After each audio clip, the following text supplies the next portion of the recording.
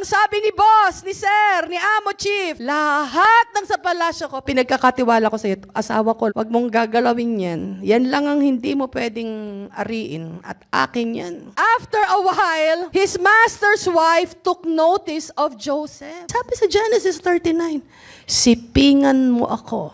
Sabi niya kay Joseph. Joseph resisted the temptation, not because someone was watching, walang nakakakita nun, or he feared the consequences. The Bible recorded it. Genesis 39 verse 9, how then, ang sabi ni Joseph, how then can I do this great wickedness and sin against God? Natakot siya sa Diyos. Hindi siya nagkakasala sa bossing niya.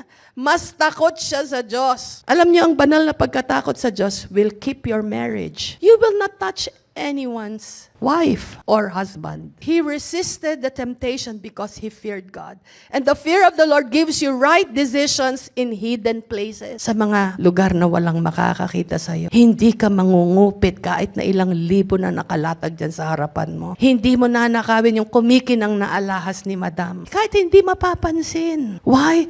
Meron kang banal na pagkatakot kasi makikita ka ng Diyos.